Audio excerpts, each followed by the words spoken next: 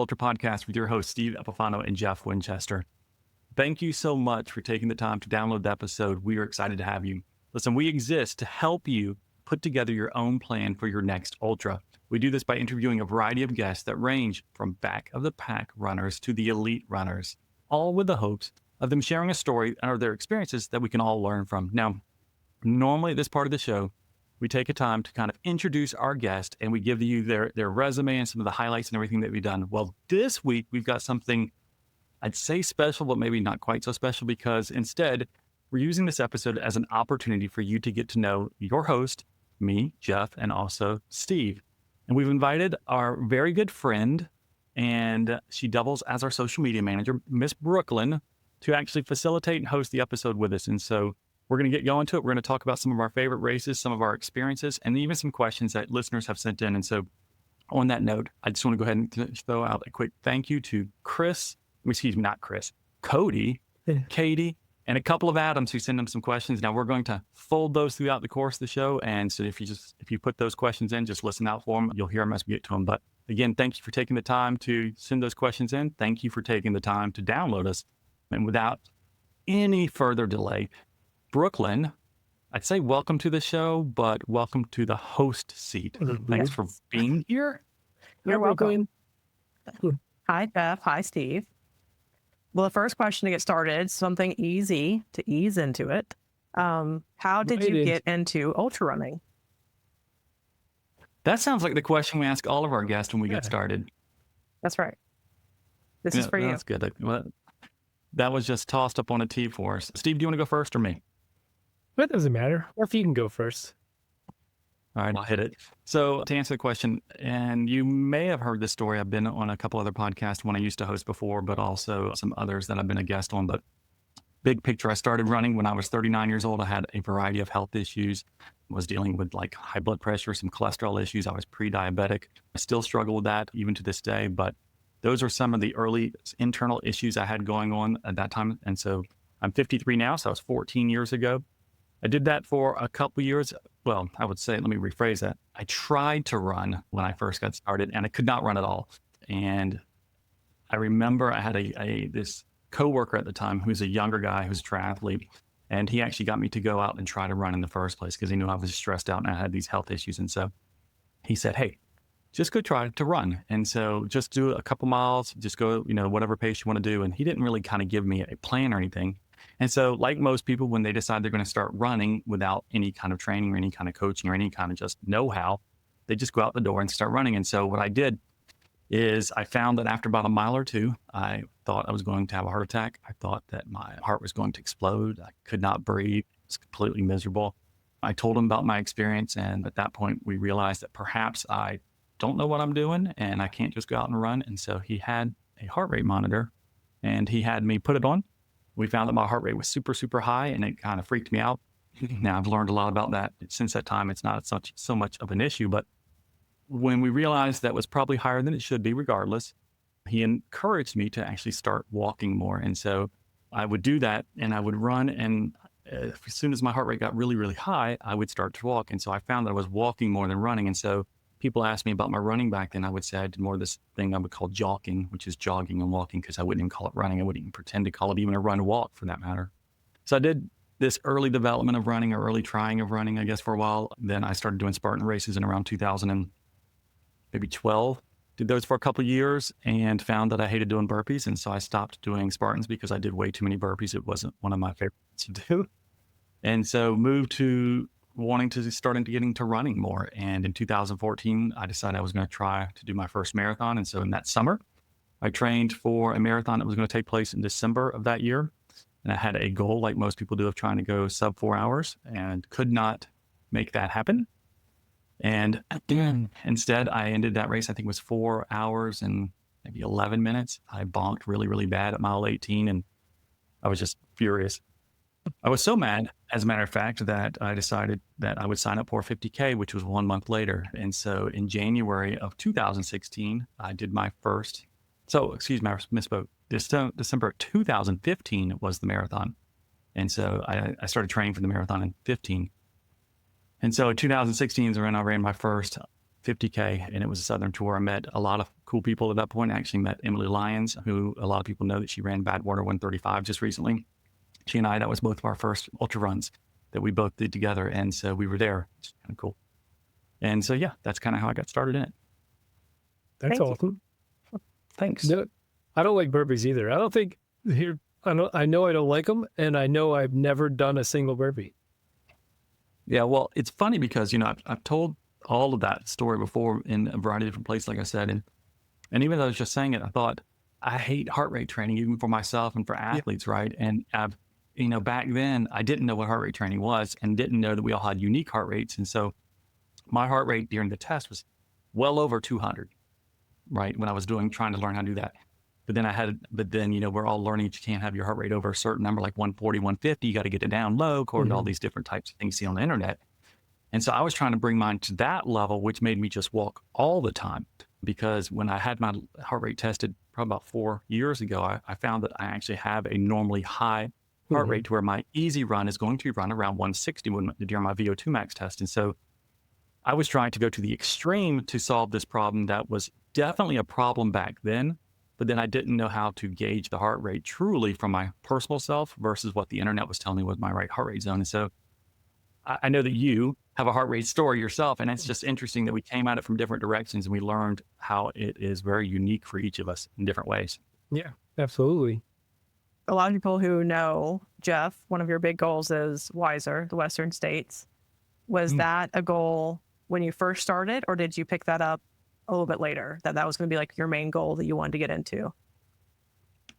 That's actually a really good question. Like when that came to be. No, I think I did the 50K in 2016 because I was mad. I was mad about the marathon, and it was the first race I could find on the calendar. It was local. I was like, well, I'm just going to do a 50K because it's only like, what's that, 5 more miles. That's it. Miles. Thinking, right. And it was an hour and a half longer, but it was 2 hours longer, by the way, I did my marathon. And so it just was ridiculous, and it was trails and everything, but I loved it. Like I loved the community and stuff. And so the first ultra was because I was mad. I fell in love with the community, fell in love with ultras at that point, and thought, hey, maybe this is where a sport I want to do and learn more about. And so, my good friend Jeremy, he and I kind of started doing looking into ultras and looking at that kind of thing. And then I ran a 50 miler. The JFK 50 was my first 50-mile race. Thought I was going to die. I had IVs and all that kind of stuff. It was fun, but again, a horribly challenging experience, but just fantastic. And so what I learned, probably at that one is when my first why started to come to fruition, because I realized that these things were hard. And growing up, I was never comfortable doing hard things, if you will. Like I never believed in myself. I didn't grow up doing any kind of athletics or any kind of sports or anything. I didn't run. I didn't do anything. I was a basic school nerd. I graduated college when I was 20 years old. I got my bachelor's degree in 3 years because I was trying to get out and get to medical school. But when I got into my medical board interviews, tried to get in, they said I was too young. And so all that trying to be schooling and nerd and all that kind of stuff did not pay off very well when it comes to an athletic side, and didn't really pay off to go to medical school either. But, regardless, I was personally challenged by the fact I didn't think I could do stuff like that. And so for years in the ultra world, even my first few hundreds, even after I finished them, I thought, I can't do this. Like I never could believe I could get through it. And so the belief in myself has always been a negative that I've had to combat, and so my why has always been because I don't think I can. And then, Western States has been this second evolution of why I do hundreds. I want to do Western States simply because it's this bucket list race. And I've decided that that's this race I just want to experience. Pass or fail, finish or not. Like to me, just to get to Western States and be a part of that environment just one time is really all I want to experience and just kind of go to it. Now, yes, I want to finish it. And yes, when I get in this upcoming year, I hope I will be reaching out to everybody I know and begging for pacers, begging for crew, begging for race directors, just like drag me through the course, whatever. But so yeah, it's been an evolution how Western States became the issue for me. So awesome. All right, Steve, let's hear about you. How'd you get into the ultra running? You're a boy.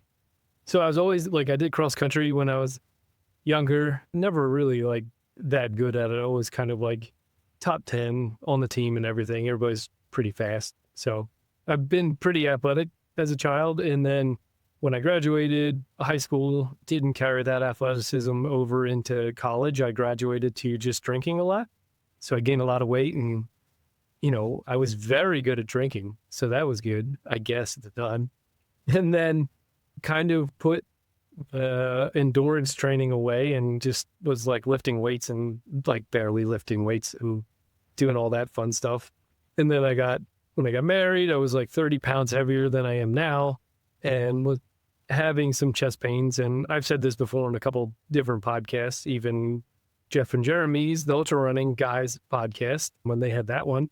But like I said, I was having some chest pains. So I went and got that looked at. The chest pains were something else, but I was diagnosed with a bicuspid aortic valve and an aortic aneurysm. And generally with both of those, people don't find out until it's too late. Interestingly enough, my cousin, her partner, he actually just had a dissection and he had an aortic aneurysm. Nobody knew. He had a dissection and the emergency room said if you would have went to urgent care before here, we wouldn't have been able to save you. Like he was like 10 minutes away. So like that's how fast those things happen when you have an aortic aneurysm because it's too late. So I was diagnosed with that. I had to quit basically anything where I was lifting weights over 10 pounds, which 10 pounds is not a whole lot at all. And I asked what I could do, and they said light cardio. And I couldn't keep my heart rate over 180 more than like 1 or 2 minutes. So I was like, all right. I used to run. So I kind of did the same thing Jeff did. I came at the heart rate training and I just said, so I'm going to run. And anytime I run, I'm just going to keep my heart rate under 180.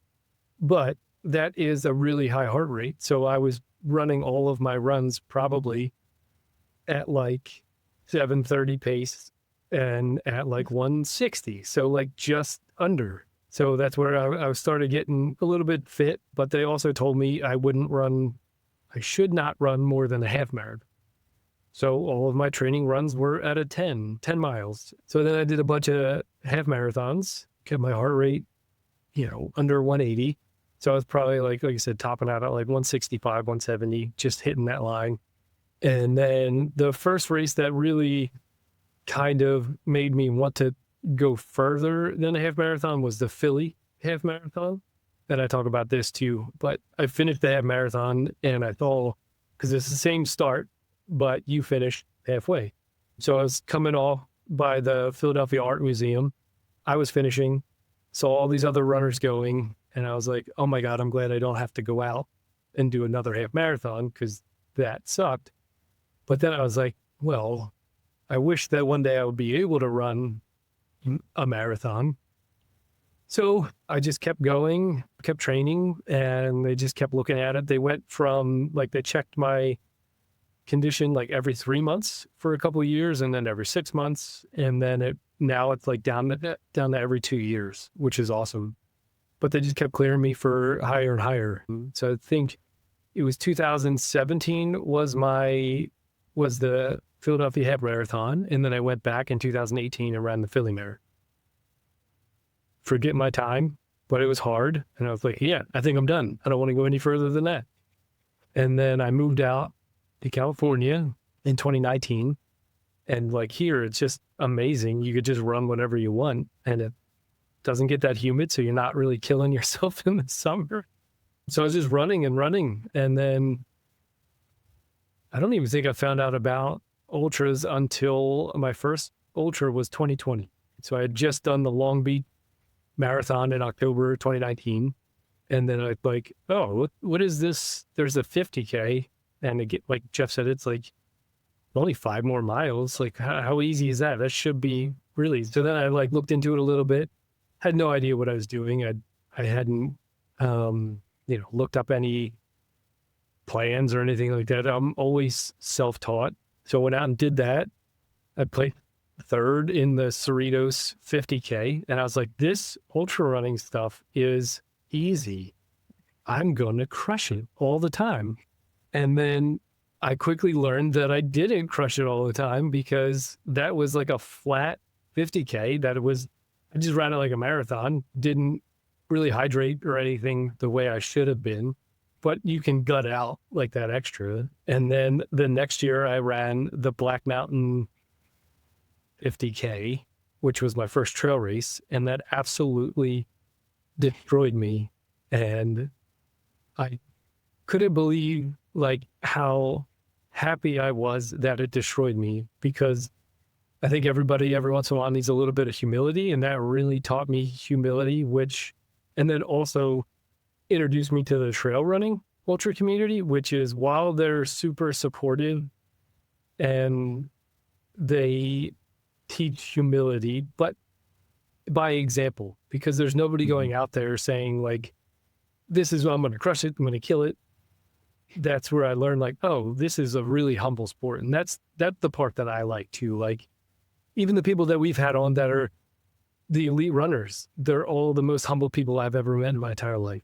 And then that's kind of what kicked the spark that said, all right, if I'm going to do this, I better learn all I can about it. And that's really when I started looking into ultra running coaching. And then, oh man, there's a whole other world besides 50Ks out there, and they're on the trail and the road. And then I just dove all in. And then that's when I got hooked up with Jeff and Jeremy, and they kind of opened it up to everything else. So like I've told them before, and I'll tell Jeff now, that they're the reason that I've continued to go. So all of my success is their success. So That's what I'm talking about.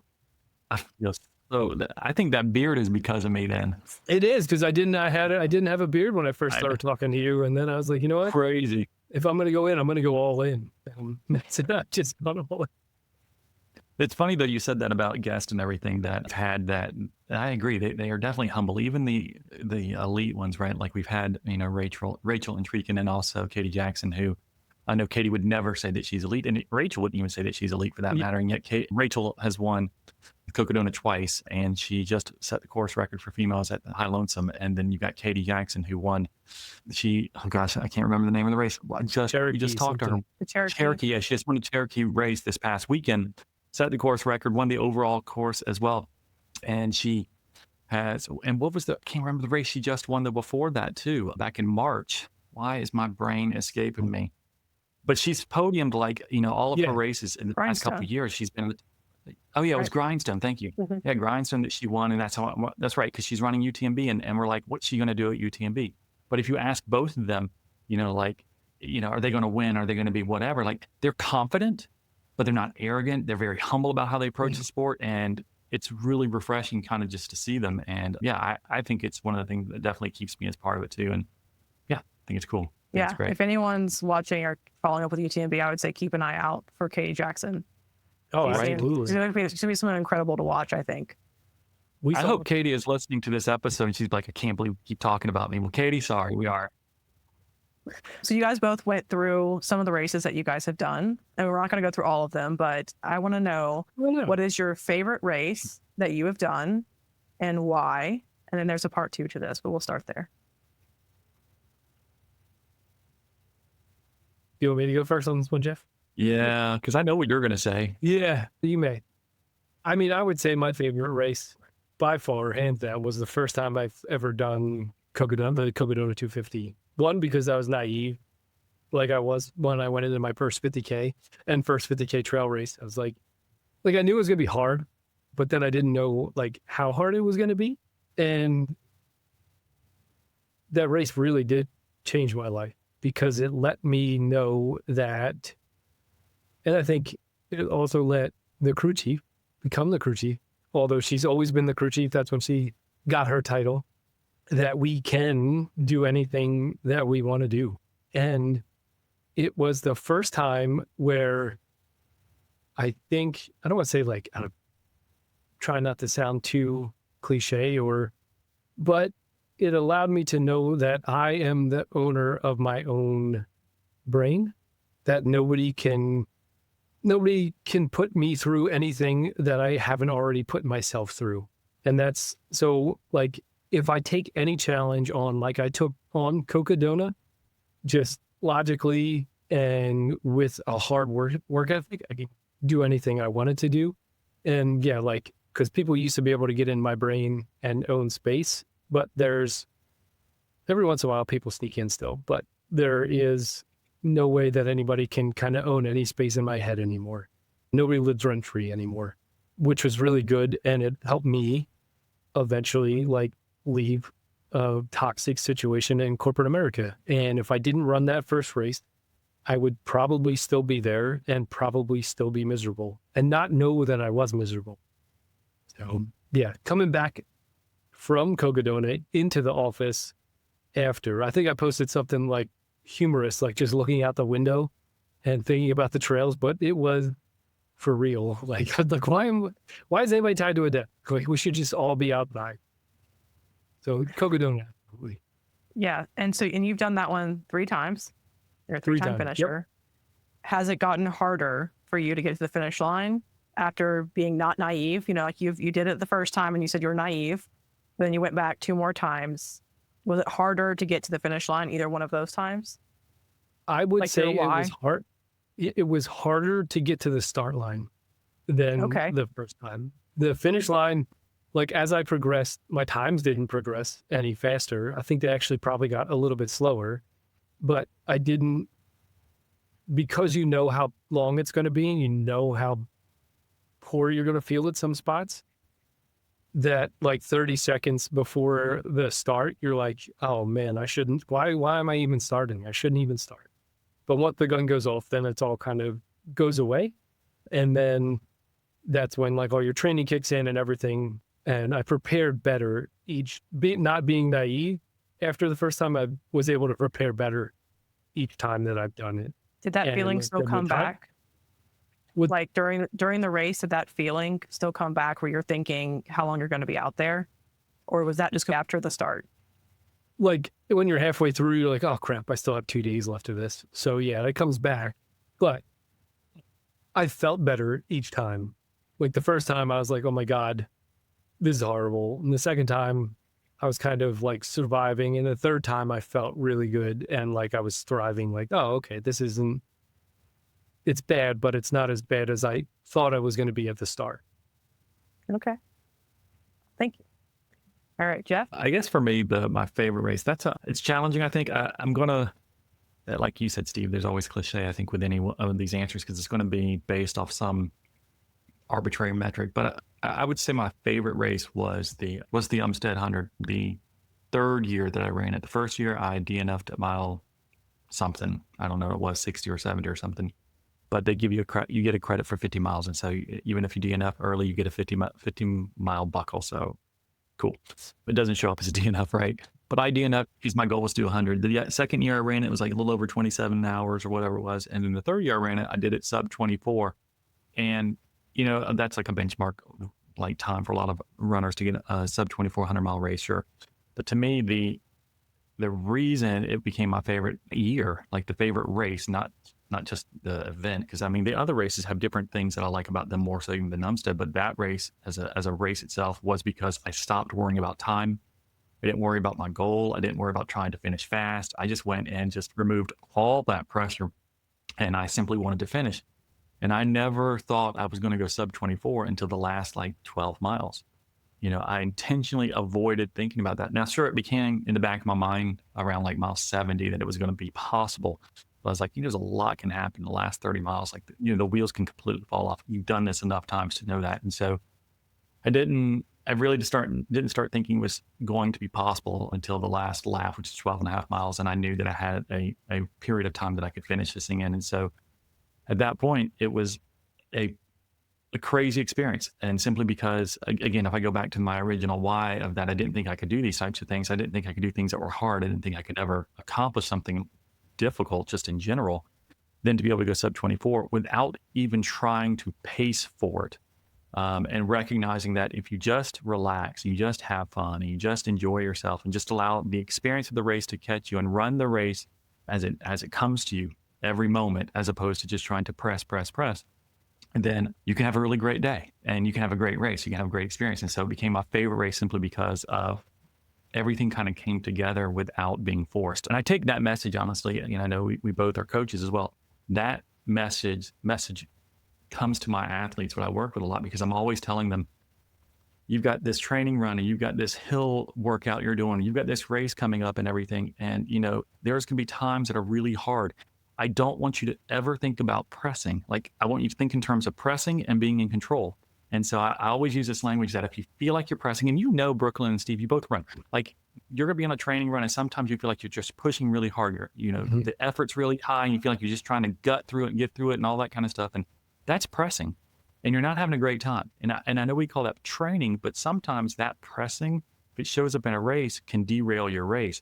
And so I'm like, if you're going up the side of a hill, instead of trying to press so hard, go up hard, but go up in control. If you feel like you're in control, despite that effort being high, if it feels like it's a controlled effort, that's what you want. And so I think in terms of pressing versus control. So that race transformed how I approach my own races. It transforms how I even try to communicate to runners who are trying to do their own stupid things. And so, yeah, that's why it became my favorite. And as coaches, do you guys have a favorite race? Sorry, Steve. Oh, too mad. Who's going? You go, Steve. Oh, I was going to say, so did you was that something you just happened upon? Or did you learn that, in terms of going from pressing to being in control? Because that's powerful, I think. Where you're just out there enjoying it and being in control. I learned it at the race because I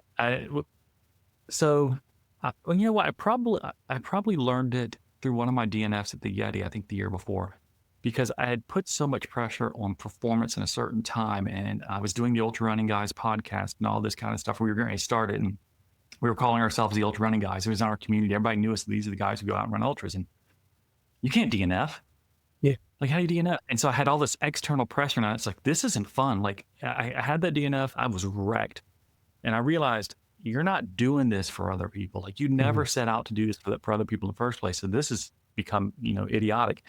And so that triggered this going into the next Umstead, which is the one I did so well at, that I'm going to have these race goals of finishing and not worrying about time. And I'm just literally going to approach this race. Let's go have fun. Yes, I have A goals, B goals, and C goals, but my A goals now are always finish. And my B goal is a little bit faster than finish. And then my C goal can be something like a sub 24. So I reverse my goals, right?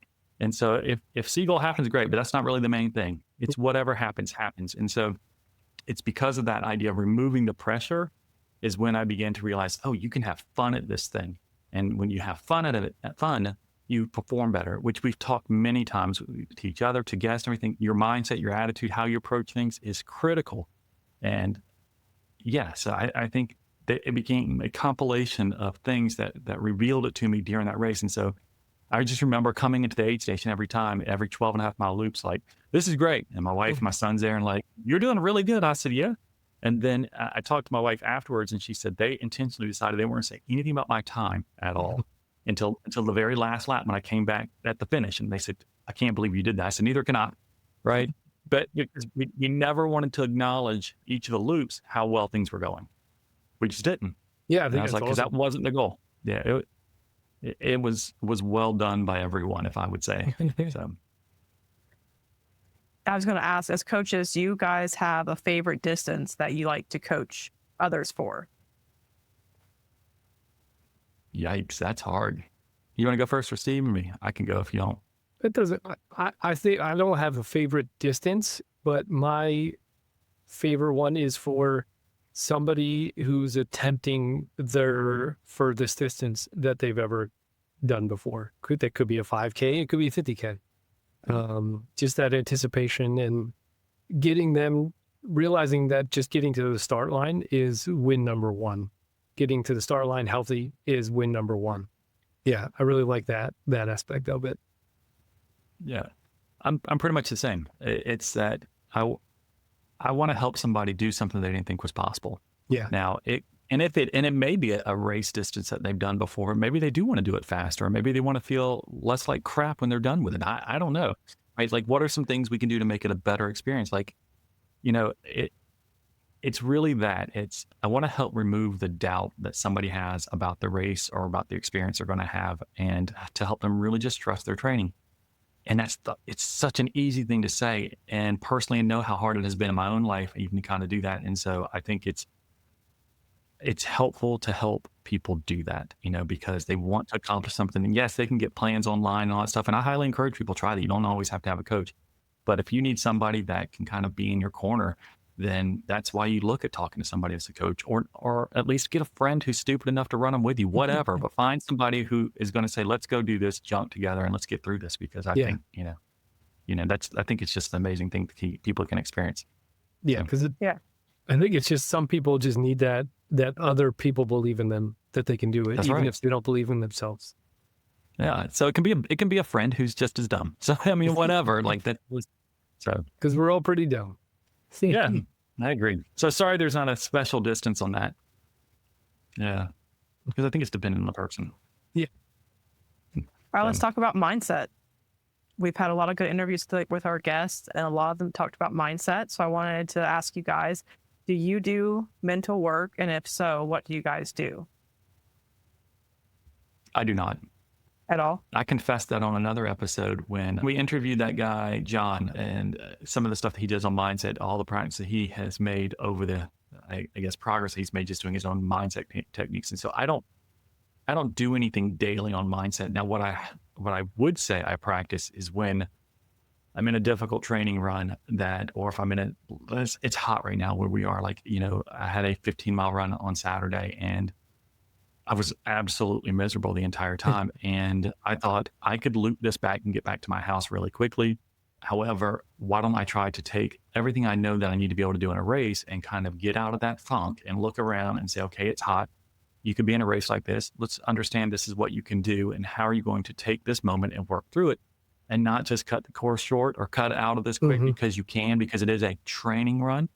And so I find that I practice mindset, if you will, in the training like that, but I don't do any kind of meditation techniques or anything like that. Should I? Probably. I think the other thing that I do is if I find that I'm in my head when I'm in a training run, I do start looking at things around me. I try to focus on the external. And that's kind of the way that I get through the moment, by paying attention to the small things outside of the experience I'm having, outside of the internal experience I'm having, and focus on the external experience. So I'm not good at mindset. Sorry. No, I mean, I agree. I think focusing or like your mindset practice is your training, whether it's a good training run or a bad training run or whatever, and I think that's a lot for endurance athletes too, because the hardest part is getting out the door or, putting your clips on your bike and get moving. That's the hardest part. So yeah, I think that's an appropriate place to do your mindset training. Yeah, I agree. When I was watching Cocodona this past year and Tara Dower was on there hosting for a section of it, she mentioned that when she was out for her AT FKT that she did, that she had to she turned her brain off and she just had to let her body and her feet fall, just do the motions. And so when the training run gets hard for me, I've tried to do that. I thought that was really powerful. Just turn your brain off. You don't have to try to, like you were saying, Jeff, push yourself through it. You don't have to try to just force yourself through it. You can just relax and turn it off, and you don't have to try to fight your way out of a hole if that's not working. So I like that a lot. Do you, either of you, set reminders to eat when you're out there for 5 days in the woods? Looking at you, Steve. Well, going back to mindset too, I'm not a big, like I said with Jeff, I don't meditate or anything like that, but I say follow Stoic philosophy, but I could probably follow it a little bit better. I'm a foot into Stoic philosophy when others have done deep dives. But a big thing in there is just control what you can control. And that's kind of everything. So you shrink your sphere down a little bit. That doesn't mean you don't look at the bigger outside issues. You look at the outside issues but what's my portion that I can control of it? One is just your actions and your attitude. Even if you think things and you're going to think things, and the things that you think may be bad, you don't have to act on them and you don't have to put judgment to them, and you can in a good way. And that's kind of how I approach running and how I approach the mindset side. And again, that goes a lot back to talking a lot with a crew chief. She's very good at mindset. So if anybody needs a mindset coach, she's one of the top ones.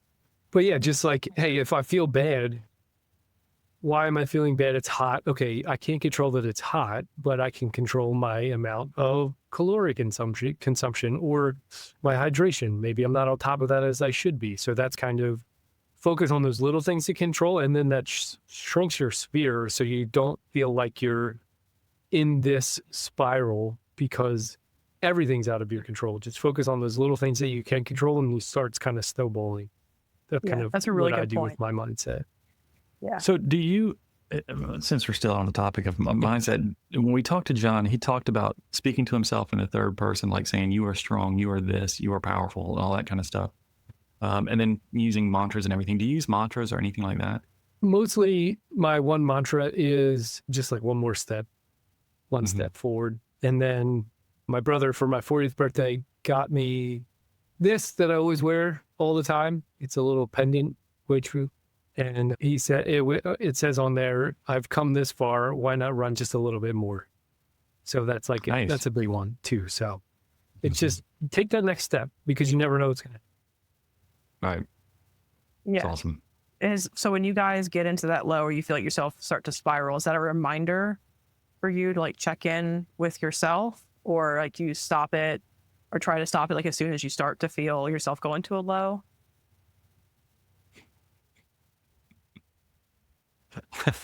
That's a good question. But like I would say like during races, lows are easier to come out of than during life. Because you just have to either way, you just have to keep moving forward, I guess. But I think I'm pretty bad at checking in with myself when I'm in a low because I just stick to that mantra, just keep moving forward and just keep eating. Like, that's it. So like, I don't know if the whole race is a low or if it's a high or not, like, because it's all pretty even keeled. And then if you talk to Katie, like I try to stay the same throughout because you just got to ride the wave either way. So why get too excited or get too far down? So I guess you could say it's all low or not. I don't know. Yeah, I think I try to assess really quickly how I'm feeling. Like something's up, like you're down, you're down. I used to wallow in it for a really long time and found that would derail me quick. And so I try to recognize it sounds so weird. I recognize the emotion that I'm having, like that I'm down, that I'm just like something feels wrong.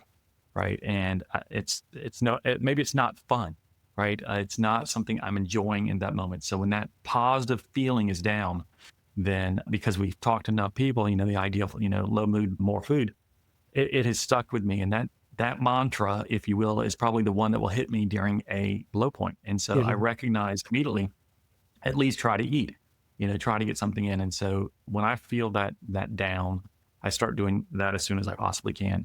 Even if I don't want to eat, I recognize you're going to eat. Like you're just going to eat. So my habit is eat anyway. Mm-hmm. It can't hurt, right? I mean, it does sometimes because then other times I feel like, I have laid over there puking it right back up to it at a race, 50K I did over the summer because I was so overheated. But I misassigned my low mood to being, I needed more food. Instead, I needed more sodium because I tried to eat and I was like, coming out. So it was not a good day, but I walked that out for a while and eventually went away. So, and trusting that will walk out. Like if you hit a low, you got to try to do something. Yeah. Like, I think if you become active to try to solve the problem, you're better off than thinking it's just going to go away on its own. So at least it's kind of like you said, you can control your life, control your mind and all that stuff in Cogdona. I've realized that when I hit a low, I'm going to give something a whirl. I'm going to try food, probably is the first thing I'm going to try. If that works, great, then I'm going to come out of it. If it doesn't work, then I'm going to go to the next thing. I'll probably check my sodium levels or something like that. Or I'm going to slow down and get by cooling off and try to get my overheating out of the way, whatever it is. But that to me is probably the biggest thing. If you hit a low, you've got to get active. You've got to start trying to solve the problem and not just assume it's going to slip away before you do. Right. No, I think it's great. Staying on the topic of mindset for a minute, if you had to give someone advice to get out of a low at 2 a.m., what would you tell them? So like, let's just pretend you're an aid station captain. You don't know this person. You don't know what'll motivate them. You don't know their background, but you're trying to get them back out onto the trails and, pursuing their goal. What do you tell them?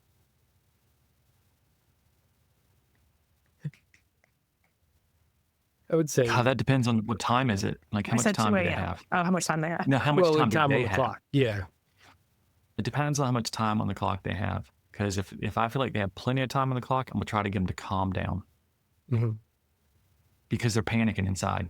I mean, when you're about to quit, you're somewhat panicking. You may have now before you may have already made the decision to quit, but before Yeah. you have made that decision to quit, you are starting to panic because you feel like you don't know what you're going to do. Like you're so overwhelmed with it. And so if they haven't started saying I'm quitting, they're just still low, then you're going to try to calm them down to get them to say, hey, let's get something to eat. And kind of ignoring any of the negative talk they've got. Yeah, don't even play into that, to the negative. You don't assign it. We don't talk to it at all. I try to be like very logical about it. And I did this when I was pacing. I did this with my mom at the Blackbeards too, is just logical. Like, hey, we have this much time. We can slow it down to this to get to the next aid station. And then it's like, we just have to maintain this. Like, if you can maintain this, it also depends on like there's injury or anything like that. But, I'm always like, if there's time on the clock and you can make it within that time, then just move. Like the biggest thing to do is if you have time, take a break, even 5 minutes, take a load off, eat something, but then move. Like as soon as you start moving again, you start feeling, sure, it sucks, but you feel better, and you'll probably feel better not dying in the chair than you would have, even if you don't make the next cutoff, at least you went out and gave it everything you had instead of stopping and then, dying in the chair. And then 10 minutes later, you feel better because you've eaten, you've rested and possibly showered and everything. And you're like, crap, I do feel okay. Yeah. So, and I know what I'm going to ask next. What if they don't have time? What if they are pushing the cutoffs? Does your answer change? I would just say, like, instead of taking a break, I would just keep moving. If they're at a point to where they're, minimum moving is within the next cutoff, that kind of, or at least close. If it's close, for sure. But if they have to maintain a 15-minute pace and they're currently at a 30-minute pace, then it's like, I almost leave it up to the runner because you don't want to push somebody out there.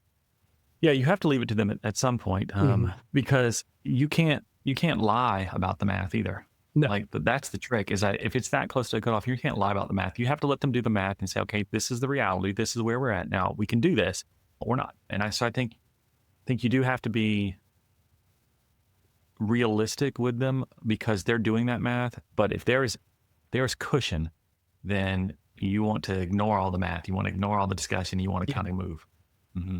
It's a balance. So yeah, very much depending on where they're at on that time at 2 a.m. on that cutoff time. How early do you guys start prepping logistics for a 100+ mile effort? I think it's dependent on if it was my first one or not. To the hundreds I've done, I'm pretty familiar with now. If I do, let's say it this way, if I do a unique 100-mile race, I'll probably start looking at it months in advance, just because I want to get an idea of what the course is going to be like, what the experience is going to be like, what the aid station cutoffs are going to be like, what the frequency of the aid stations is, like what's the gap, because I'm going to start incorporating, even if it's just like there's an 8-mile gap between aid stations or a 12-mile gap between aid stations, whatever that number is, I'm going to practice that. Like, what am I going to carry for this to that? And I begin to even try to figure out what those gaps will look like from my experience and how I'm going to carry things and how I'm going to pace them, not because I'm trying to hit a certain time, but what am I looking like from a course standpoint of when I can kind of put the logistics in so that my wife will understand where I'm going to be at when I'm there. And so any of my training runs, I start getting a regular pattern of that so that when I put together the actual pacing plan, this gives a pretty close estimate of what it could look like. But understanding the gaps between aid stations and what's available at them dictates how I'm going to train for the race itself. So that's very smart, Jeff. Super slow. Because for my clients, I do that, but I'm the complete opposite. I don't look at any course elevation profile. Probably I look at the entire course, whatever we're Cocodona was like 250 miles, or so for Mammoth, it's 200 miles and like 32,000 feet of climbing, I think. I have no idea what the course profile looks like. I know we go up over Mount Mammoth. I don't even know the name of the mountain. We go over that 2 times, but like in terms of like hotel, how I'm going to get there, all that stuff. Katie's the planner. The crew chief is the planner. If you leave it up to me, I'm going to go with a brown bag and just like show up to the race. But realistically, probably like a month out is when I start looking at all that stuff. And I go, oh crap, there's a 50-mile section with no water and I got to carry. But like for my clients, completely opposite. But for me, I'm like, I just try to hit as much elevation as I can to match the overall elevation, like on a weekly basis. Yeah. That's probably a much smarter way to approach it, Jeff. For yourself anyway. Well, so I learned though early that I didn't appreciate even if it's a flat course, like the fact that I'm going to be carrying a pack the entire race. And so in my training, I will start months out. Anytime I have a long run, and I call a long run anything over 10 miles just for kicks. Actually, it's now anything over 15 miles a long run. But anyway, 10 to 15 miles is still a long run, right? For a lot of us. I'm going to start wearing a pack after 10 miles intentionally so that I can just get used to carrying weight. And so if I'm going to be out for a 15 plus mile run, then I'm even going to put more stuff in my pack just to have weight and being used to carrying that kind of stuff on my back. Even if I'm not using all of it, it's just I know I'm going to need to have water bottles and all that kind of junk because that's how I'm going to be out there. So, in training, a lot of us say, I don't want to carry all that on me because it's a training run. I'm only going out for 10 miles or 8 miles. So let me just carry a handheld or a waist pack. I mean, okay. But your race, you're probably going to wear a pack. So why don't you get used to all your chafing issues that you could have with the pack? No, I do. I do that like whenever I hit the trail, which is most days anyway. I have my full pack on. You have to. Just because it's nice to me. Just no quiver. Yeah, no quiver. I'm carrying the poles the whole time anyway. Again, because I'm not smart. You're not. No, you are. You're good. So if you've never been to that location before, do you have any tips on how you start to research, like for your crew, as far as like the stopping point? How do you get their directions together for them? Or do you hope your crew chief researches it for you? Now that's something I will do is I'll put on, because I'll sit down with the crew chief because she's my only crew and say like, here's the stops. And for like a big effort like that not for a point to point is like, here's the hotel for 3 aid stations. It takes an hour to get to this one, 2 hours to get to this one, all that. So that's all laid out. I try to make it as easy as possible, even if I had other crew, like to be able to navigate, because you're relying on them. You're asking them to come out and help you. So if you can give them everything up front to where it makes it easy on them, where they're going to show up early and be on time, like, yeah, I'm not going to have anybody fend for themselves to try to get to each aid station. So you do a hotel, like you just mentioned, it's like between 3. So you're in you would get a hotel to like make it to 3 of the stops, like, which would probably at a point to point cover, I don't know, 75 miles or more. For like Cocodona, we have our starting hotel that we check out of, and then the next one is Prescott somewhere, and then she can hit 4 different aid stations from there, stays there for 2 nights, and then goes over to the next one. Okay. So then the only time it wouldn't work is if I'm setting a course record, which is never going to happen because you would have to check out early.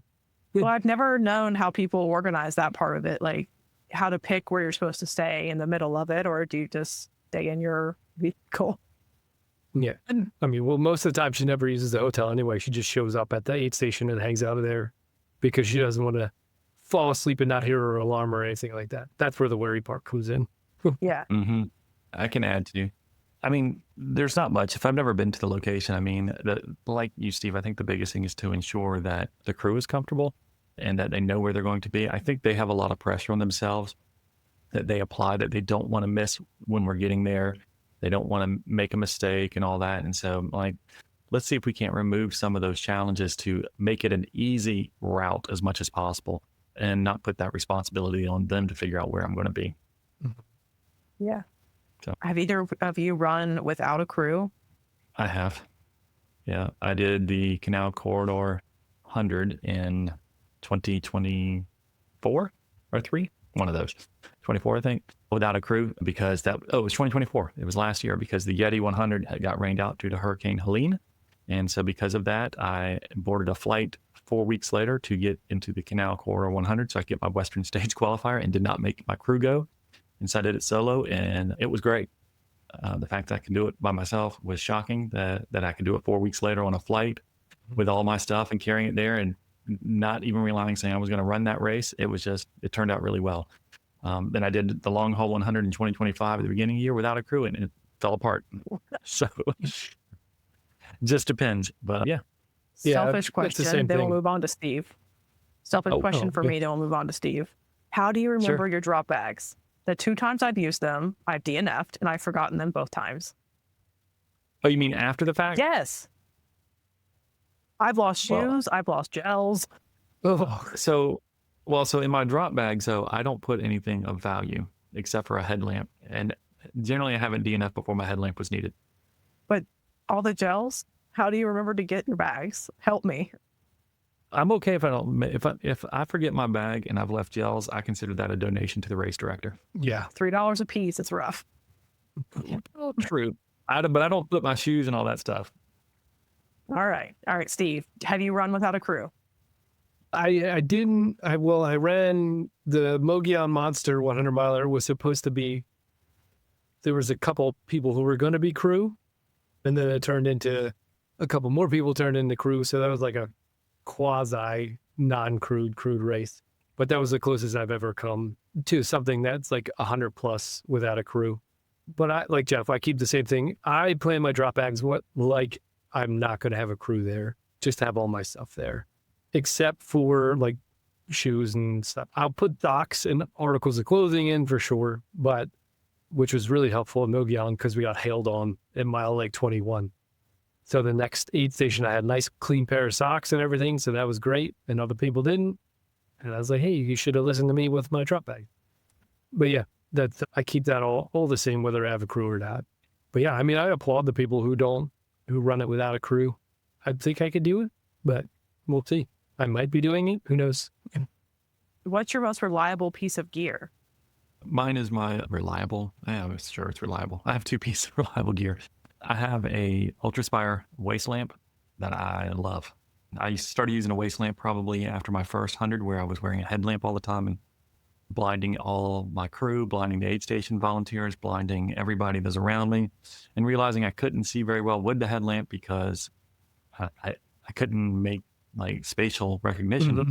Having a waist lamp though throws the shadows differently, doesn't blind anybody, doesn't give me a headache, and I love having that. I added a second battery to it so it wouldn't run out, and it's been my favorite thing of gear.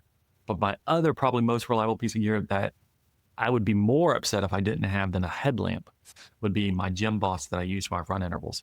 And it's something you can get on Amazon. It's like $19. Mm-hmm. You can program it and you can program your intervals of a run based off time.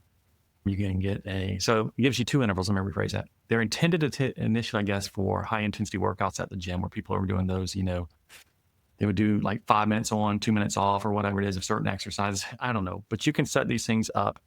And I will have mine sometimes set for 3 minutes run, 1 minute walk, or 3 minute run and 2 minute walk, or 5 minute run, and whatever it is. It can be any kind of combination, and you can just set that thing to go, and it beeps.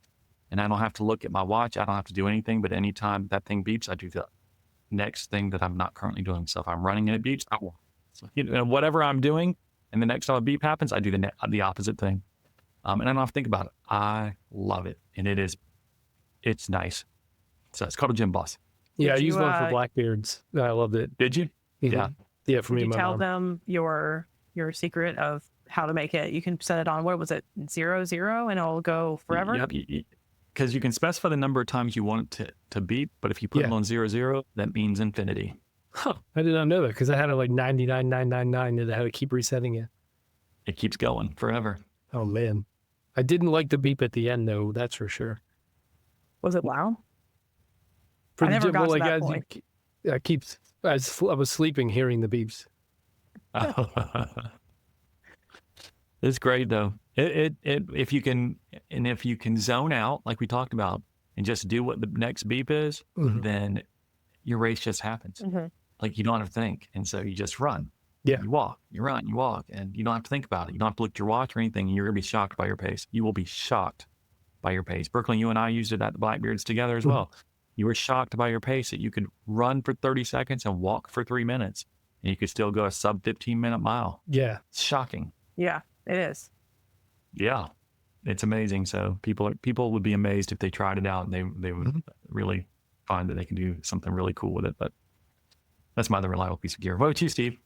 I have 2 as well. One would be my Black Diamond carbon Z-fold poles that I carry with me all the time because I don't need have to a fold. clicker. Yeah. Yeah, no, never fold. I don't know why I fold them because I shouldn't even have to fold them. That's a good point, Brooklyn. Maybe I should just get regular ones then. But I mean, I was practicing a little bit this year in the beginning of the year without using them just to pick up some leg strength. And then I started picking them up again because I'll be using them at Madla. So I wanted to get comfortable again with them. My other one is my pack, and I have an Ultra Spire.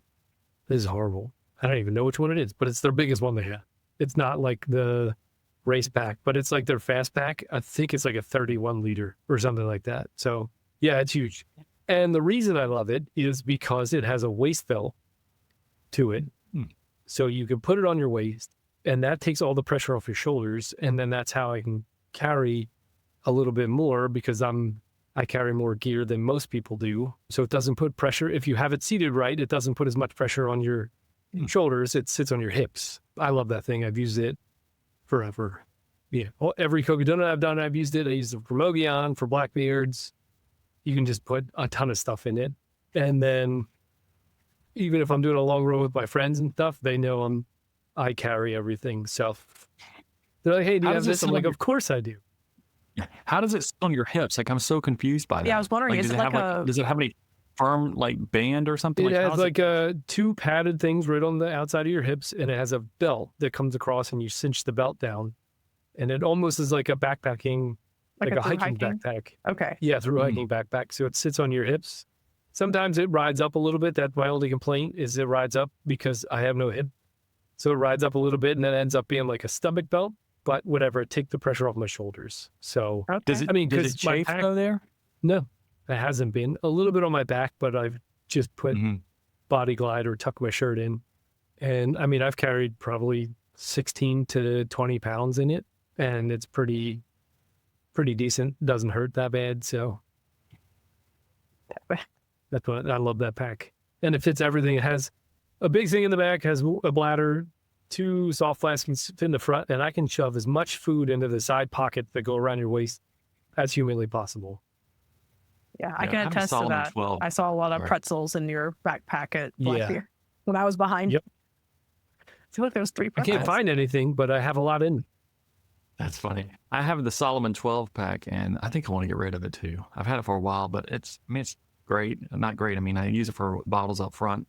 It's supposed to use a bladder, but it's not great for carrying a bladder. It just isn't ideal. But I mean, there's a lot of the other parts about it that I like. I don't know. I'm always curious about people's packs. So, did you like your vest, your pack for the 100 distance, Steve? Did you like that big of one? Or do you think, unless you're going to have that other goal of going further, maybe don't go quite that big? No, I mean, I liked it. I just didn't fill it up as much with as much stuff as I would have in there. Like, I wouldn't use it. I didn't use it for Jackpot Ultra just because that's a loop. Like, I probably wouldn't use it for anything that's a loop or anything like that. But yeah, I like it. It's like my security blanket at this point. Yeah, I got it somewhere in there. Yeah. So what is your go-to nutrition, Steve? I don't think I've ever asked you that. I moved to Scratch. I went and moved from Tailwind. It used to be Tailwind for a while, but I moved to Scratch because I feel like that's a little bit more natural and the sugar doesn't bother me as much as the Tailwind does. And I use the high carb. I just don't put as much in it. I think I put like 3 to 4 scoops instead of the 7. And then I use the Huma gels, the electrolyte Huma gels, because they're chia based. And I feel like they sit a little bit better than like a goo or anything. I tried the Martin, didn't like it. But yeah, this hummus seems to sit pretty well. And then mostly after the first day of anything, I'm doing real food after that anyway. Yeah. And that's like Uncrustables, pretzels, potato chips, anything like that. Yeah, Rusty told me once about, it's like a packet. So instead of it being an Uncrustable with the bread, I think it's like a packet with like half peanut butter and half jelly, like a condiment situation where you could like squeeze it out. You can just open it and eat it. Like a gel. I was like, okay. But then you don't get the dry Sounds bread. pretty cool. Yeah. It's awesome. Yeah, I remember when I first started trying to do in my early ones, I would carry peanut butter filled pretzels and I about choked to death on those. I was like, what in the world? Like, how did I become so stupid? And so, bad idea. But I use Scratch. I primarily use Precision Hydration, though, for their gels and their liquid hydration. And then I use this new product I just started playing around with called Noogs. I think it was Noogs. They have these chews. They were fantastic. Super sweet, though. I'm sure they'll give you palate fatigue in 100, so I don't know how long it'll last in that kind of experience. But I like those. And I like Cis also. And a lot of people aren't really a fan of Cis fuels, but I like Science and Sport. I like some of the gels that they try have. that out They're too. really easy to go down. They're not thick. I like those a lot. So, well, if Angus has left any on the feed for us, because he bought a bunch of those, he posted on his story. He bought so many boxes. They're really good. The Cis Beta orange flavor, exceptional. Yeah, it's pretty good. I love that. Yeah. I did move to, I used to use the Salt Stick Chews, but I moved to the caps, the pills. And I found that to be a lot better because they're more concentrated. Instead of like taking 2 chews for 100 milligrams of salt, I just take, it's 200 milligrams of 1 caplet. So I'm able to get my sodium much more aligned without having to space chews out across an hour. And I've had much better results, feeling much better during and after my run too. That's what I like about Precision Hydration. They have sodium in theirs. And so I can get, for 60 grams of carbs, I can get 1,000 milligrams of sodium. Oh yeah. It's a lot. That's awesome. But it just depends. So. Yeah. And you gave me a good tip too after Blackbeard, Steve, where you said, I was taking in the Relight electrolytes in a bottle because I have a higher salt in my sweat. You also said instead of drinking them all, that's why you like to carry those tabs, is to like get the extra electrolytes without having to take in all the extra fluid to get it. So I was like, why do I need both? I'm just going to switch over to drinking it. But it makes sense to be able to carry something so that you have something that you can boost your electrolytes with, even 200 milligrams, just without all the extra fluid. Yeah, that's a solid point, because if you get palate fatigue and you get tired of drinking your hydration, or you realize you're not drinking at the same level, you're right. You still are having that salt loss, and you're still losing all that hydration and all that sweat and everything in your sodium. You may have opted not to drink anymore, and because of that, you are going to be putting yourself behind. So I think that's a really good point. Yeah, it was good. Thank you. Every once in a while, I have. Yeah, I mean, that's 2. I think 2 today you've had there, Steve. All right, let's get into some of your upcoming races real quick. What do you guys have coming up? So I have the Yeti 100 coming up at the end of September that I'm currently training for. Training is going okay. I would say it's not going as well as I'd like it to. And I also have some travel things coming up in August and even in September that's going to make it a challenge. But I've run the race before, so I kind of know what to expect. It has changed. The course is not going to run its normal course because of they're still dealing with the hurricane damage in that area. So the entire Virginia Creeper Trail is not available to use. And so they only have an 18-mile section, which means we're probably going to have a few more out and backs than we had before for the race. It was originally a 33-mile, like one direction. So you would kind of do it out, back, out type thing. And so now they're going to do it 6 times as opposed to 3. And logistically wise, it's flat. It's relatively straightforward. It's the best thing about it is just the people. Like it is the Yeti Army, it's the Yeti Cult. It's so many fun people that just love to run this race. And so the environment will be what carries us all forward. And so I'm looking forward to it because I like just the area a lot. It's one of my favorite places to be and to kind of experience. So in that regard, I have no concerns about it other than I would definitely like to get more legs underneath me. I found that the older I'm getting, the more I've got to work my hip flexors. And so I'm doing more of that work in the gym. I've been doing that for about 3.5 weeks now, 4 weeks. I've started doing more strength training coming out of that last race. I said I needed to, and I have been. And so I'm hoping that will pay off, but doing quite a bit more work with the hip flexors than I have in the past, just to kind of hopefully prevent some of that. So that tends to be what kills me first. Yeah. That's what I like about those like out and backs or loop courses like that. You get to enjoy the environment a little bit more Mhm. than like a point to point, and you get to see the same Mhm. people over and over again, and you do get a more of that ultra running vibe to it. As long as you don't get caught up in the idea that you got to beat some of them. Exactly. Yeah. You know, because you get a little bit competitive. You're like, oh, I know all these people. And if you do that, then you start feeling like you got to stay ahead or catch up, or if they're too far ahead. And if you start doing that, then you're in your head and it no longer becomes fun. It becomes hard. And I don't want to get into that trap because I know way Yeah. too many people. And at this point, they all know that I'm slow. So I don't know what the problem is. You just go out there and beat them all, and then you surprise them. That doesn't really ever happen. But what about you, Steve? What you got next? So I mentioned it before. I have the Mammoth 200 coming up. I generally don't like to be the first on the roller coaster, but this is the first time that they're putting on the Mammoth 200 this year.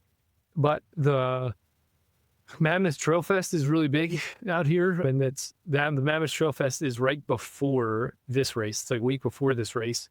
Well, it's huge. They have like a 50K, 25K, the 5K vertical climb, everything like that. So I trust the race director and everything. So I was like, why not? And a bunch of people we know are doing it. Jake Jackson's going to be out there. Chad Bruce will be out there.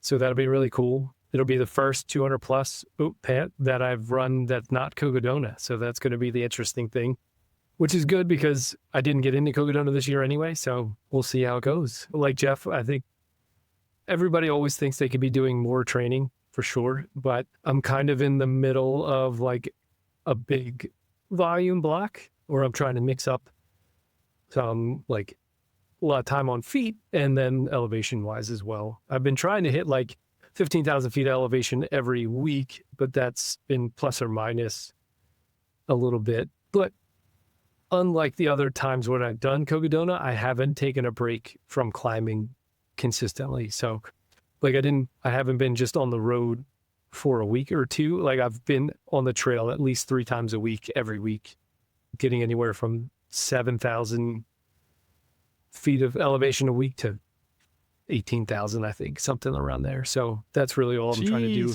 is just climb as much as I can. Not as much as Katie, but Jackson, but climbing in as much as I can, along with doing my in-person coaching and everything like that. So that's why I haven't been hitting as much volume as possible. You are going to have to get pictures with Chad and with Rachel and all those people out at Mammoth. And yeah, so I'm going to try as they fly past me. well, I mean, you know, just be quick. Yeah. It's an out and back, right? No, it's a big loop. Oh, so you won't see them other than at the start. Yeah, or packet pickup. I probably won't even see them to start because I'll be all the way in the back. Just go line up at the front of the line. I should just line up. I got to take up space, line up at the front, and just go out as hard as I can for the first climb that goes up 11,000 feet. You know that everybody's going to be lined up in the front for all the big pictures, right? So you just need to be up there with your smiling grill and like, what's up? I'm here. And then just stand there and then wait till everybody goes by and then start. Do that. Oh, it would be fun. Yeah. Yeah. And I'm sure you'll see everybody. That's awesome. Yeah. It's gonna be a lot of fun. I think there's gonna be a really good race actually coming out of that. Yeah. So I think it's gonna be pretty big because it's like right in the middle. There really isn't. I mean, Moab's on October, right? I think so. It's kind of picking up where like in a little bit of an off season. So I think it could be a pretty big race, especially for all the people out here in Southern California, which is pretty cool. That's awesome. What about you, Brooklyn? What did you have coming up next? I have the Yeti 7 Trails. It's a 30-hour loop course, but you can do 32 hours. So I could show up 2 hours early since I want to try to go for 100. So Nice. Not a whole bunch of details have come out yet about it. I don't know exactly the distance of the loop. I've done my own recon. I think I know what it might be. So I'm trying to mentally prepare for that. But I'm excited. It'll be my first in-person Yeti race. I haven't done one before. I've done the virtuals. So I'm really excited about that. You're going to have a blast. Yeah, and When is that? Damascus, Virginia looks so much fun. It looks like such a cute little town. It is great. Like I said, it's my favorite place to be. When is it? Is it November? November Is that what that one 15th. is? Yeah. Is it what, a 5-mile loop? Is that what you think it is? Yeah. So you start at the Virginia Creeper cabins and you go out to the Pepsi machine. So based on the Google, it looks like it's 4 miles out, 4 miles back, I think. But that's not official from Yeti. That's just my own my own Googling. So don't take that for anything but a grain of salt, I guess. That's awesome. You're going to have a fun time with that. Yeah, it's going to Yeah. be a blast. That's great. Do you want to do Coach's Corner? Yeah, we'll do Coach's Corner now. So for those that don't know, in our normal episode, we will typically take questions that come in from guests, and we will add those at the end of our episode so that ourselves and our guests will actually answer those questions. And so we do have a question that came in for Coach's Corner that it's kind of odd that we're doing a Coach's Corner in this podcast because most of the questions that we have been coach-related questions that we've gotten from even the runners or things maybe Brooklyn had for us as well. And so, but we will kind of do that today because we had Adam Abrish send in a question to us. And I also know Adam personally. He sent the question. He said, the last 2 long runs that he had this summer, his hands have swollen up, making my fingers look like sausages, which if you run ultras and run in the heat, many of us probably experienced that. He says, I'm assuming it's probably sweat electrolyte issue. Seems to get worse as the day progresses, although I feel like I'm hydrating well. Was hoping you might have an answer. Brooklyn, do you want to go first? I can. I actually answered him on Instagram. I mentioned that I use it's the Nick hydration, Nix, Nix. You wear it on your arm. It's kind of like a sweat test, but it will tell you real time, like when you're outside, like what your sweat content is and how much you're sweating. And I liked it. I used it over several runs to kind of get an idea. So I had no idea what my sweat was, and I am far too lazy to find a sweat test place and actually go in there for it to see people. I'd rather be introverted and just wear something on my arm. So I used that. And then also my other point would be the lovely advice that Steve gave me after Blackbeard, which was it might be maybe too much fluid. I'm not the coach here, but that keeping some of those salt tabs or pills instead of just taking in fluids could also help. But I'll leave it to you guys to give the real answer. Okay. That was actually a really good answer, Brooklyn. Yeah. So is the product called Nix? Is that what it was? Yeah, Nix. I think it's Nick's Hydration on Instagram. But if you want to link it, we can. Yeah, we should link that. We should put that out there again. So if you're listening and you are interested in what your sodium loss level looks like in your sweat, you can do this thing personally called Nix that Brooklyn has used as well as others. I know I did mine through a lab called Precision Hydration and got that as well. They do various cities. You can go to their website. You can find out where it's done. It's a great little test. And if you have the time, wanted to figure it out, it's a really good thing to figure out. Do you want to talk about sausage fingers? Or do you want me? Who wants to go? I mean, I'll go for it. Most people think it's because you have too much sodium, and that's kind of why your hands blow up. But most of the time, especially for runners and endurance athletes, it's because you don't have enough sodium. So while you are hydrating, you're probably taking in more fluid and flushing more of your electrolytes than you're retaining. So a Nix like that would let you know what your salt loss is or your electrolyte loss is for the volume of sweat that you have. But just try upping your sodium levels throughout the day or throughout your runs as you're going. I know I was experiencing that kind of at the beginning of every one of my runs that I was doing here in the summer. And then as soon as I started, instead of moving from the chews to the capsules of salt stick, and I'm not sponsored by them, I was taking far less sodium than I should have been. And that seemed to alleviate some of the swelling on my fingers as well. Awesome. And by the way, if you are listening and you are affiliated with Salt Stick, is that what you call them? Yeah. We would love for you to sponsor us. So I can be bought. Just make that a fact. So I agree with you. Typically, you know, if you have sausage fingers, it's generally a low sodium amount as what you see in ultra running. The only caveat I have here is, and I don't want us to come across like that's definitely what it is because we could be mistaken. Yeah. You could have something else going on. And the reason I say that is because the question also at the end said, seems to get worse as the day progresses, although I feel like I'm hydrating well.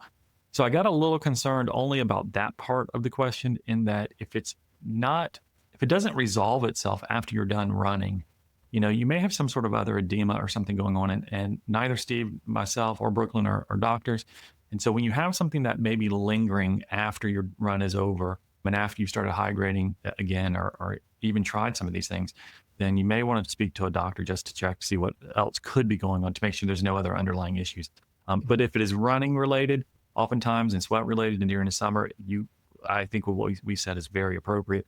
But that one part got my attention, and you said it progresses as the day goes on. And I'm thinking, I don't know how long that means, you know? Yeah. And so that would be the only caveat there, Adam. So definitely keep us posted on that. You know me too. So feel free to send me a message because I'm now very curious what's going on. But thank you for hosting us, Brooklyn. We appreciate Brooklyn. you taking the time to be our host. We know that you support us in the editing with the social media that we have.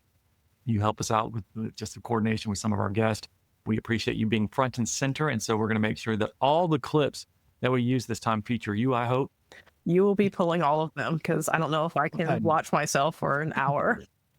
So if you're going to have to take over that one, I'll edit, but you're going to have to pull some. Nah, it was great. But no, seriously, thank you for those who are taking the time to listen to us. If you downloaded the episode, we do hope it was helpful for you. We have had a good time kind of really just sharing a little bit of our stories, maybe even some of the tips that we have had from our own personal experiences. I hope you found it useful. I think it was some really good information. And if you've got questions for us to include maybe in a future Coach's Corner, or if you've got a guest that you think we should talk to, listen, we've got a few ladies that we've spoken to on the show already who have both won their races after we talked to them. So I'm not saying anything other than the fact that we've got a little bit of a hot streak going. So if you think you may want to win a race and you're listening, hey, then ask to be on the show. Who knows? We may help you out in that way. We are the good vibe, good luck charm, whatever it is. We're going to call it all the above. Yeah. But no, seriously though, if you like the show, do us a favor, make sure you hit the like, subscribe, leave us a comment, just anything. Feel free to reach out. We love you so much just for being a part of the community. Both Steve and I and Brooklyn have fallen in love with the ultra running community since the outset. And we appreciate you just more than you know for taking the time to get to know us as we get to know you. And so again, thank you for listening, and we will talk to you all again soon. See ya. Thank you.